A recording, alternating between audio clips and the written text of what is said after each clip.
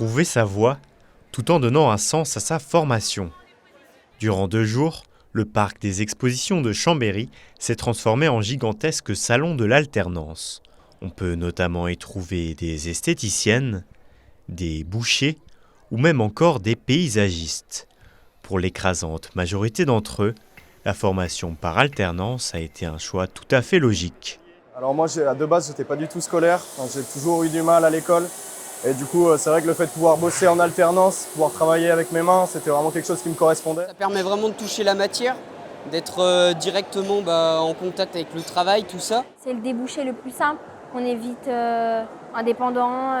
J'ai été élevée dans une famille qui travaille beaucoup, donc il fallait absolument que je travaille. Et comme la coiffure, c'était un métier qui m'a toujours passionnée, voilà, je suis partie là-dedans. Avec 837 000 contrats signés en 2022, il n'y a jamais eu autant d'apprentis en France.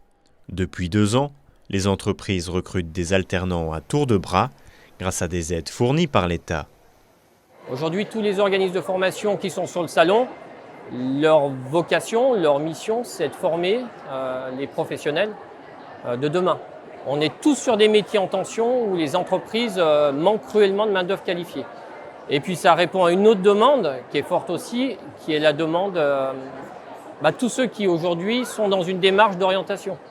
À commencer par les plus jeunes, les collégiens, les lycéens, les étudiants, et puis tous ceux qui sont plus âgés en reconversion professionnelle, en recherche d'emploi, etc. Du CAP jusqu'au doctorat, tous les diplômes proposent dorénavant des formations en alternance.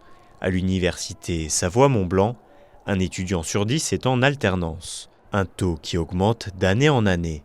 On sent qu'aujourd'hui, des étudiants qui ne venaient pas forcément à l'université vont aussi venir parce qu'il y a l'alternance et que ça permet aussi de rendre les formations plus attractives. Ça permet de rendre les formations plus professionnalisantes aussi et plus concrètes. Et je pense qu'on avait besoin de ça aussi. On avait besoin de rendre aussi les formations plus concrètes et plus professionnalisantes. Et aujourd'hui, on sent bien que depuis plusieurs années, depuis la réforme de la formation professionnelle, on est aussi passé à toutes les formations d'apprentissage et on a un chiffre qui est sans cesse grimpant et on a des formations qui se développent de plus en plus. Moi, par exemple, je n'aurais jamais pensé que des maths puissent être en alternance, que de la chimie puisse être en alternance. Au vu de l'affluence, la première édition du salon Alternance semble réussie.